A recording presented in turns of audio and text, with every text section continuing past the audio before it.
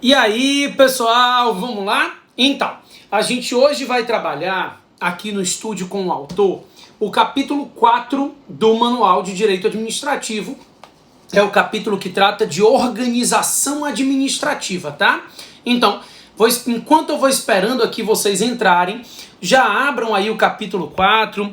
Eu vou, como sempre, travar os comentários, porque a gente vai fazer a live e as dúvidas serão enviadas por e-mail. Inclusive, eu vou começar a live de hoje respondendo as 3 dúvidas que chegaram por e-mail referentes à aula passada, né? Então, lembrando a todos que estão chegando agora, o e-mail para tirar as dúvidas é estudecomomateusz@editorajuspodium.com.br. Editora Juspodium com V e Mateus é com TH, tá? Então estudecomomateusz@editorajuspodium.com.br é o e-mail que vocês vão mandar as dúvidas que vocês tiverem. Essa já é a nossa quarta live, o nosso quarto capítulo do manual que a gente está estudando.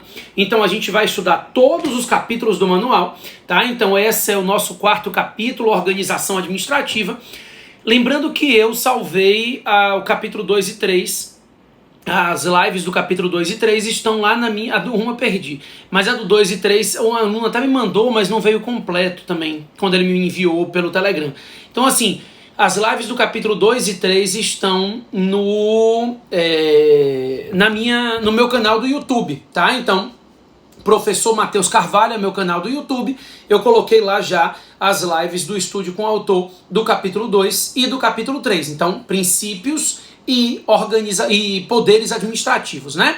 Inclusive, eu vou começar a live de hoje respondendo as dúvidas dos alunos que mandaram para o e-mail que eu passei para vocês em relação à aula passada.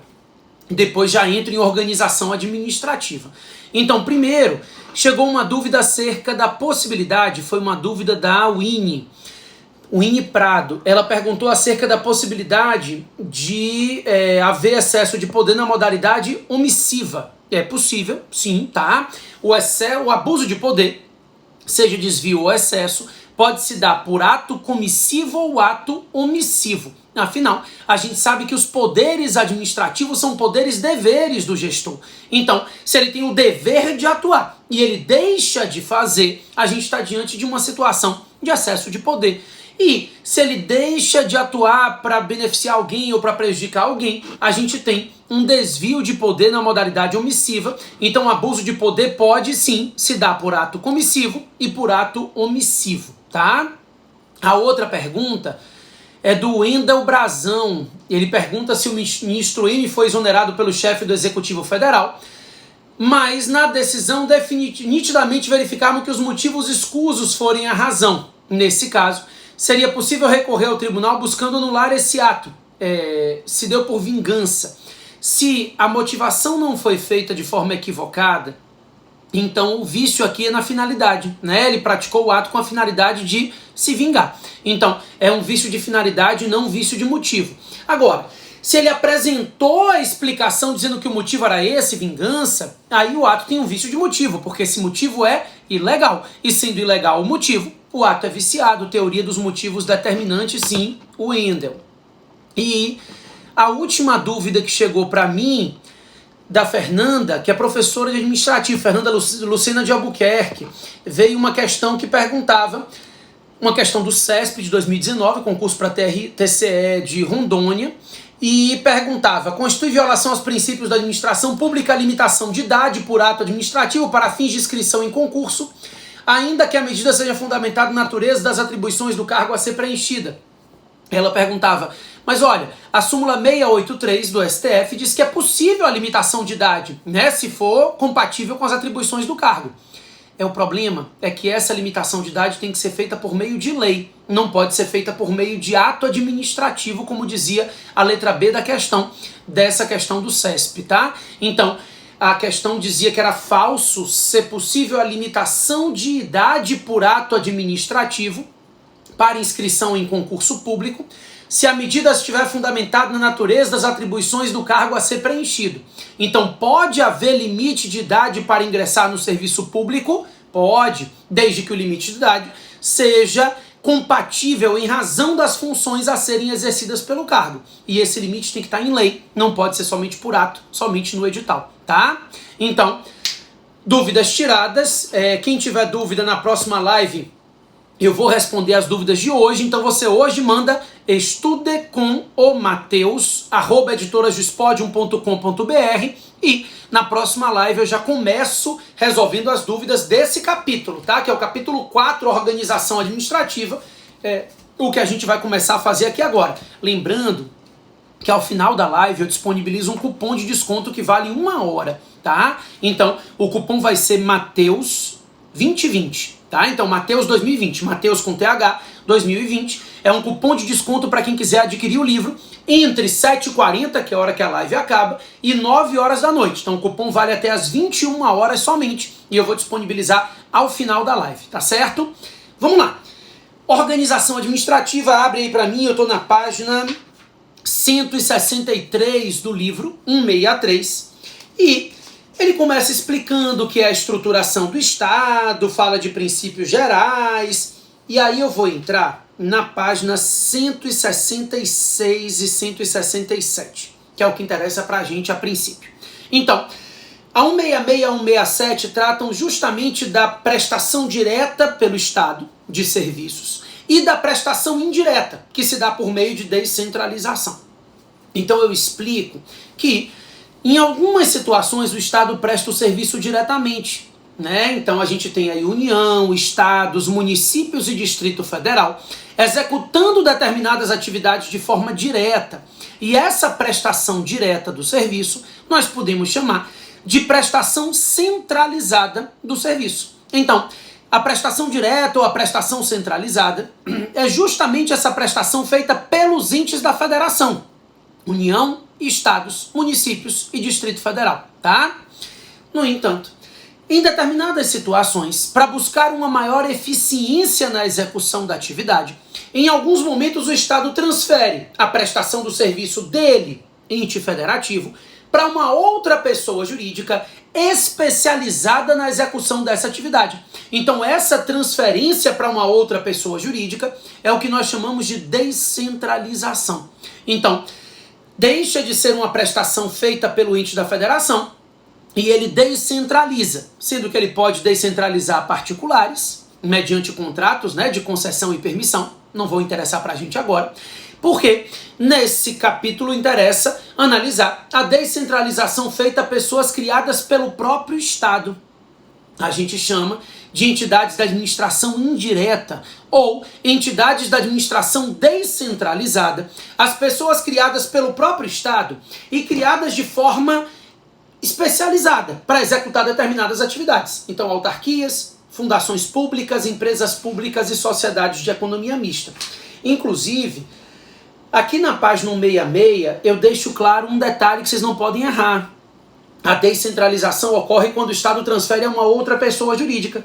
Mas em algumas situações, o Estado não transfere a ninguém a prestação do serviço e presta de forma direta, mas ainda assim ele tem que buscar eficiência. Então ele cria órgãos internos especializados. Essa distribuição interna de competência entre órgãos de uma mesma pessoa jurídica é o que nós chamamos de desconcentração, né? Então a desconcentração ocorre quando não há a descentralização, a transferência para uma outra pessoa jurídica. Não, o Estado continua prestando diretamente, mas ele se estrutura internamente criando órgãos especializados, né? Então, a desconcentração é sempre interna, entre órgãos de uma mesma pessoa jurídica. Então, a União presta o serviço de saúde, ela entrega ao Ministério da Saúde, ao SUS. Então, são órgãos internos, a gente fala em desconcentração, tá? E aí, eu já começo aqui na página 169, dizendo a vocês que os órgãos públicos não têm personalidade jurídica. Então, esses órgãos, eles são parte integrante de uma pessoa jurídica. O órgão, ele não tem personalidade jurídica propriamente dita, né? A página 169 começa explicando isso, que o órgão é um centro de competência, que ele não tem personalidade jurídica própria, mas depois ele aproveita, na página 171, o livro deixa claro pra gente que, embora não tenha personalidade jurídica, alguns órgãos gozam de capacidade processual. Então, determinados órgãos, porque a lei assim atribuiu, pode vir a ter capacidade processual, que é o poder de figurar no polo de uma ação em nome dele, do próprio órgão, tá? Então, o Ministério Público, a lei de ACP, a lei 7347, ela diz que o Ministério Público pode propor uma ação civil pública. Se o Ministério Público de um Estado propõe a ação civil pública, é o Estado quem está propondo? Não. É o próprio Ministério Público. Então, ele não tem personalidade jurídica, mas ele tem capacidade processual. Ele tem o poder de figurar numa ação em nome dele, do próprio órgão, tá? Beleza. Aí vem uma parte que é a parte de classificação de órgãos, no artigo, na página 172, 173. Dá uma olhadinha, tá? É interessante vocês olharem isso, as teorias também, a teoria do órgão, a teoria do mandato, né? Não é tão cobrado assim, mas tem que dar uma lida, principalmente para a prova objetiva. Depois, na página 176, a gente começa a falar das entidades da administração indireta. E na 177, a gente vai trabalhar as características gerais, comuns a todos os entes da administração indireta, tá? Então, é o item 4.1.1, na página 177 do livro. Para mim, esse, dos que a gente falou até agora, é o ponto mais importante. Ele começa definindo que essas entidades da administração indireta, todas elas, têm 4 características básicas. São 4 características que se apresentam em todas as entidades da administração indireta, tá? Então, a primeira característica está aí, é a personalidade jurídica. Exatamente o oposto daquilo que a gente aprendeu para os órgãos, os entes da administração indireta têm personalidade jurídica própria. Então, eles são pessoas jurídicas, eles são titulares de direitos e obrigações. Tem pessoal, patrimônio, responsabilidade por seus atos. Esses entes da administração indireta, eles são pessoas jurídicas, eles não se confundem com as entidades da administração direta. Esse é o primeiro ponto, tá? O segundo é que, além da personalidade jurídica, a criação dessas entidades descentralizadas depende de lei. Lei específica, lei ordinária mesmo, tá? E aí, nesse tópico 2, né, aqui da página 177, ele diz: cuidado, porque nem sempre a lei cria as entidades. Tá no artigo 37, inciso 19 da Constituição, que diz que em algumas hipóteses a lei cria as entidades da administração indireta, em outras autoriza a criação. Então esse artigo diz: a lei específica cria as autarquias e a lei específica autoriza a criação das fundações públicas, empresas públicas e sociedades de economia mista. Então as autarquias são criadas por lei, não precisa haver registro, né? Criou a entidade, a lei, publicou a lei, a entidade já está criada.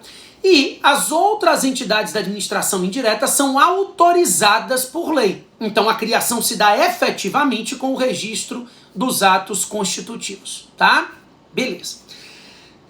Daí, pulando para a página seguinte, a 178, fala que além da edição da lei específica, as entidades da administração indireta têm finalidade pública específica.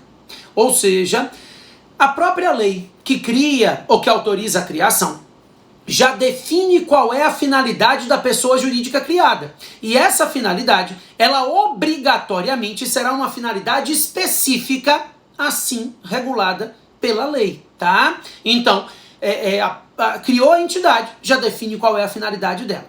E por fim, página 179, esses entes da administração indireta se submetem a um controle que não é hierárquico. A gente chama de tutela, de vinculação, porque a hierarquia é sempre interna, né? Então, entre pessoas jurídicas diferentes não há hierarquia. Os entes da administração direta controlam os entes da administração indireta e a gente vai chamar de tutela, de vinculação, de supervisão ministerial, mas não há hierarquia. Essa é uma pegadinha clássica das provas. Não há hierarquia entre as entidades da administração direta e indireta. Existe um controle, mas ele não é hierárquico, né?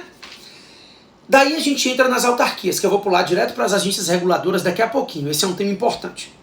Então, só para começar, A página 181 começa explicando para a gente que o regime das autarquias é um regime que se aplica ao mesmo regime da fazenda pública, né? Então, as autarquias não têm capacidade política, mas no que tange a função administrativa, essas autarquias seguem o mesmo regime aplicável às entidades da administração direta. Então, imunidade tributária, privilégios processuais, os mesmos benefícios concedidos às entidades da administração direta vale para as autarquias. Tudo igual, tá?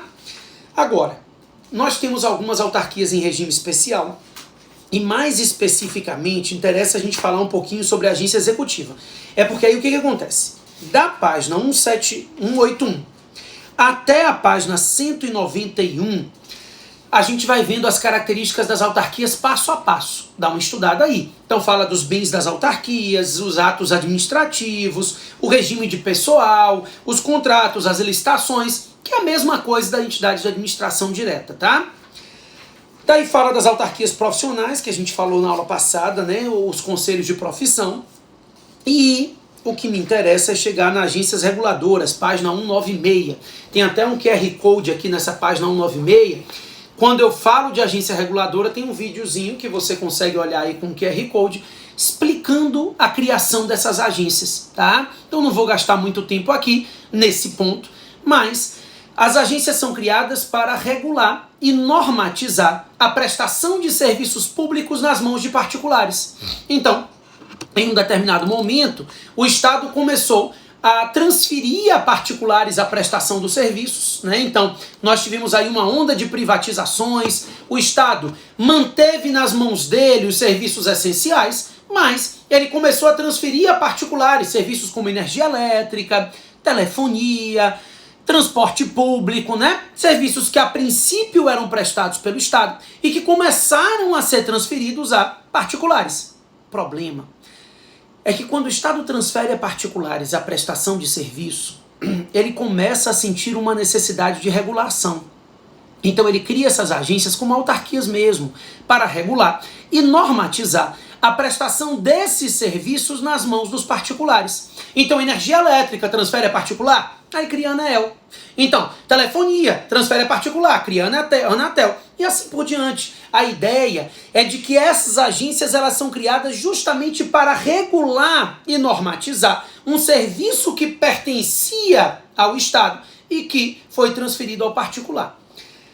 Vamos lá. Primeiro, as autarquias, as agências reguladoras têm regime especial porque elas têm uma forma diferenciada de nomeação dos dirigentes. Então, os dirigentes são nomeados pelo presidente da República com aprovação do Senado. E eles cumprem um mandato fixo de 5 anos. Isso é uma novidade, né, do ano passado. Então, a gente teve uma alteração na Lei 9986. A alteração foi feita em 2019. E essa alteração, ela inclui essa regra de que 5 anos é o prazo de mandato do dirigente de uma agência reguladora. Também é importante que você veja que essa lei, essa alteração, previu uma quarentena e diz que depois que o dirigente sai do mandato, ele tem que cumprir um período de quarentena de 6 meses. Eram 4 meses na Lei 9986, agora ela foi alterada, ela prevê um prazo de 6 meses. Claro que a gente sabe que tem leis específicas de agência que prevê prazos maiores, mas não havendo nada na lei específica da agência, a quarentena é de 6 meses. O ex-dirigente, durante esse período de 6 meses, fica impedido de prestar serviço nas agências, nas empresas que eram reguladas pela agência que ele dirigia. Então, se ele era dirigente da ANEEL, durante a quarentena de 6 meses, ele não pode prestar serviço em empresa de energia elétrica, e assim por diante. Lembrando que durante a quarentena ele é integralmente remunerado. Está na página 199, eu estou nela. Então, durante a quarentena ele recebe a remuneração integral, a remuneração compensatória. Eu coloquei aí o artigo 8º da Lei 9986. Claro, com as alterações que ele sofreu em 2019, tá? Daí ela fala do poder normativo, tá ainda na página 199. É um outro ponto de especialidade da agência normativa. Ela não tem poder regulamentar, ela não expede regulamentos. O ato normativo da agência reguladora é a resolução. Então, resolução da ANAC, da Anatel, da ANEEL, as agências reguladoras expedem resoluções. São atos normativos que estabelecem normas técnicas e que serão obrigarão, né, os prestadores do serviço, nunca o usuário, tá? O usuário é particular, não está obrigado a fazer ou deixar de fazer nada, senão em virtude de lei. Os prestadores do serviço se submetem à regulação da agência. Então a ANAC vai dizer quantos centímetros você tem que manter de distância entre as cadeiras, né? Vai dizer se a empresa pode ou não cobrar mala do usuário e assim por diante, certo? Beleza. Isso está na página 200, essa regra de poder normativo. Aí vem algumas espécies, o regime de pessoal das agências, listação, teoria da captura. Dá uma olhada na página 205. A teoria da captura, ela é quando a agência reguladora é capturada pelo mercado. A expressão é essa, né? Então a agência reguladora, que deveria criar normas para beneficiar o usuário do serviço, o cidadão, começa a editar normas para beneficiar o prestador do serviço, a empresa. A agência começa a se compadecer da falta de lucro da empresa e começa a editar normas que beneficiam mais a empresa do que o usuário. Então a gente chama isso de teoria da captura. É rapidinho aqui essa lida, mas vale a pena dar uma olhada, porque se perguntarem o que é a teoria da captura na prova e você não tiver a menor ideia, já era, né? Questões pequenininhas são péssimas, porque senão tem muito como enrolar, ou sabe ou não sabe. Daí, ainda na página 205, abaixo da teoria da captura, entramos nas agências executivas. Gente, eu estou acelerando, que é um conteúdo grande nesse capítulo, né? Então, de antemão eu já digo a vocês que a live vai ficar salva durante 24 horas aqui no Instagram. E assim que eu conseguir, não vai ser hoje nem amanhã, mas acho que depois de amanhã eu já consigo, ela vai ser salva também no meu canal do YouTube, assim como as outras 2 lives já foram salvas lá, tá? Os comentários estão restritos porque vocês têm um e-mail, fale com o Matheus. Não, desculpe, estude com o... Viges, qual é o e-mail, gente? Será que é esse mesmo? Eu vou dar uma olhadinha aqui para não falar besteira para vocês. Mas eu acho que é estude... Deixa eu te dizer o e-mail exatamente qual é. O e-mail é... Estude, eu falei certo. Estude com o Matheus, @editorasdospodium.com.br. Pode mandar suas dúvidas que no início da próxima live, que será na próxima quarta-feira às 19 horas, antes de eu estudar o capítulo 5, eu tiro as dúvidas como eu fiz hoje, tá? Também, no final da live eu vou liberar um desconto, um cupom de desconto, vai ser Matheus com TH 2020, que vai valer até as 9 horas da noite, lembrando para quem entrou agora e que não tem o livro ainda. Mas vamos lá. As agências executivas estão na página 205 e elas não se confundem com agências reguladoras. Aqui tem um tema relevante, né? Por quê? A agência executiva é uma autarquia comum. Ela não regula nada. Ela é criada por lei, como uma entidade autárquica qualquer. E ela é criada para prestar serviço público. Isso é uma agência executiva. Então ela atua na atividade típica de Estado, como qualquer outra entidade autárquica. A diferença é que essa agência executiva ela está ineficiente. Em razão da ineficiência, ela é chamada pela administração direta e celebra com as entidades da administração direta um contrato de gestão. Por meio desse contrato de gestão, essa autarquia se qualifica como agência executiva, por decreto mesmo, não precisa de lei não. Então, a autarquia comum celebra o contrato de gestão e aí, por meio de decreto, ela pode ser qualificada como agência executiva. Ela ganha algum orçamento a mais, maior liberdade, mas em troca, ela vai cumprir um plano estratégico de reestruturação para que ela volte a ser eficiente, tá? Então essa autarquia, ela se qualifica como agência executiva e ela ganha alguns benefícios para cumprir esse plano estratégico de reestruturação. Cuidado, porque o que as bancas fazem é tentar confundir vocês, basicamente confundir a agência reguladora com a agência executiva.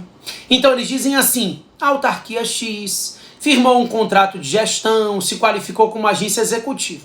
Aí vem assim, letra A, em razão da celebração e da qualificação, os dirigentes terão mandato fixo. Não, mandato fixo é uma característica de agência reguladora. Então eles gostam de confundir as agências, tá? Então a agência reguladora é a autarquia em regime especial, reguladora, e A agência executiva é uma autarquia comum que se qualificou após a celebração do contrato de gestão para conseguir cumprir um plano para ter mais eficiência, tá? Daí vem as fundações públicas na página 207 e a 208 já deixa clara aquela distinção, né? Que a fundação pública, ela pode ser de direito público ou de direito privado. Então, se ela for de direito público é autarquia, a gente chama de autarquia fundacional, e se ela for de direito privado, a gente pode chamar de fundação governamental, o regime é híbrido. Aqui eu vou pular, porque eu vou chegar no ponto que me interessa mais, que são as empresas estatais. Página 214.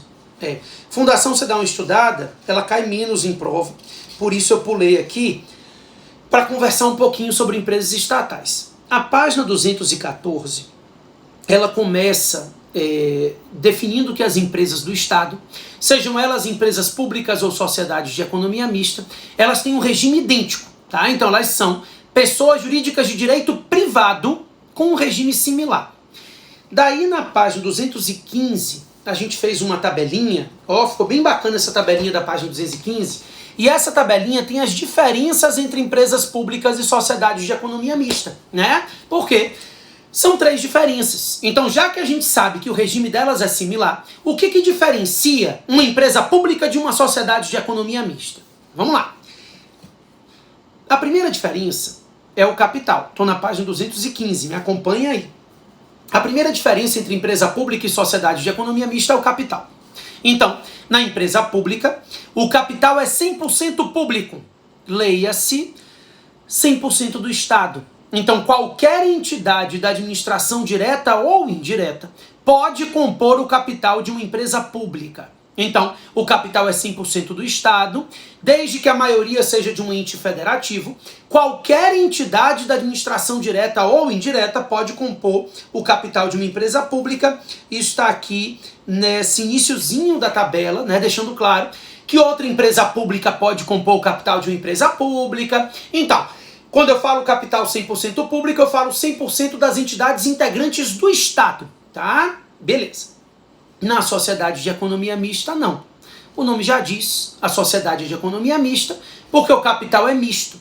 Desde que a maioria do capital pertença a alguma entidade estatal, se admite a participação societária de particulares nas sociedades de economia mista. Nas empresas públicas, não. Nas sociedades de economia mista, sim, né?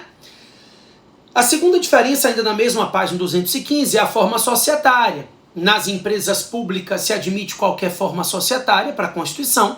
A sociedade de economia mista, por sua vez, é sempre SA, sempre sociedade anônima. E a terceira diferença é o deslocamento de competência, na mesma página, que tem a ver com o artigo 109, inciso 1 da Constituição. Que diz que as empresas públicas, elas deslocam a competência das ações contra ela para a Justiça Federal. Então, ações contra a Caixa Econômica Federal, empresas de correio, tramitam na Justiça Federal. Já a sociedade de economia mista, ela não desloca a competência. Então, ação contra o Banco do Brasil, contra a Petrobras, tramita na Justiça Estadual, porque a sociedade de economia mista, ela não tem legitimidade para deslocar a competência das ações para a Justiça Federal, né? Essas são as duas diferenças, ou as 3 diferenças. Daí, ele deixa claro, na página 216, o livro vai tratar das finalidades dessas empresas. E aí tem um ponto importante de novo, porque ela fala que as empresas públicas podem ser criadas para prestar serviço público ou para explorar atividade econômica. Mas a finalidade é sempre pública. O artigo 173 da Constituição Federal deixa claro que o Estado só pode explorar atividade econômica por motivo de relevante interesse coletivo ou para garantia da segurança nacional. Então, seja ela prestadora de serviço público, seja ela exploradora de atividade econômica, a finalidade dessas empresas estatais é sempre uma finalidade pública. O regime é híbrido, né? Mas eu tenho um ponto que eu quero que vocês anotem. Vai falando do regime delas aqui, aí quando chega na página 228, eu tenho um ponto importante, que é as subsidiárias das estatais. Aqui, como já passaram de meia hora, a live não pode durar muito mais do que isso, essa é a orientação. Então eu queria falar aqui na página 228 acerca das subsidiárias. As subsidiárias das estatais, elas não compõem a administração indireta, elas são empresas constituídas para auxiliar a empresa estatal no exercício da sua atividade. Só tem um detalhe. O artigo 37, inciso 20 da Constituição, diz o seguinte, estou na página 228, no finalzinho, ela diz: depende de autorização legislativa a criação das subsidiárias das empresas estatais. Então a Transpetro, para auxiliar no transporte de petróleo, a Brasilprev, da Petrobras, depende de lei específica que autorize a criação. E aí eu coloco um julgado na página 229, muito importante. É um julgado do STF, um julgado do Tribunal Pleno do STF, numa ADI, que diz o seguinte: é dispensável a autorização legislativa para a criação de empresas subsidiárias, desde que haja previsão para esse fim na própria lei que instituiu a empresa estatal. Ou seja, se a lei que autoriza a criação da empresa estatal permitir que ela crie subsidiárias, está suprida a necessidade legislativa. Isso cai muito em prova. Eu não preciso de uma lei específica para cada subsidiária que eu for criar. A autorização, ela pode ser dada na própria lei que autorizar a criação da própria empresa estatal, tá? Daí dá uma lida nos artigos, nas páginas 230, 231, 232 e 233, que tratam da Lei 13.303, somente no que diz respeito à estrutura da empresa. Então fala que ela tem que ter uma diretoria com 3 membros, um conselho de administração com no mínimo 7, no máximo 11 membros, tá? Então dá uma lida nessa parte. E depois a gente tem um aprofundamento para a prova objetiva, para a prova discursiva, que é a questão da falência e recuperação das empresas na página 233 e 234, tá? Pessoal, rapidinho, não saiam daí ainda não, vou falar bem rapidamente um detalhe. Na próxima aula, o capítulo 5 talvez seja, de todos os capítulos, o que mais tem temas de prova, que é o tema de atos administrativos. Eu ainda vou dar uma estudada, vou ver se esse capítulo vai ser feito em 2 lives ou em uma só, tá? Mas o fato é, estudem o capítulo 5, que trata de atos administrativos, que é o tema da próxima live, que é na próxima quarta-feira, às 19 horas, em horário de Brasília, igual hoje, tá? Agora, você pode mandar as suas dúvidas, de novo, estude com o Mateus, @editorasdospodium.com.br, e agora eu vou liberar um cupom de desconto Mateus, com TH, 2020, e esse cupom vai ficar válido até as 21 horas para você adquirir o livro com um desconto diferenciado se você não tiver no site da Editora Juspodium, tá bom? Pessoal, manda suas dúvidas pelo e-mail. No início da próxima live eu começo corrigindo as dúvidas que vocês tiveram, respondendo, né? Para depois já entrar no capítulo 5 que eu quero que venha estudado, tá bom? Valeu, pessoal! Até a próxima!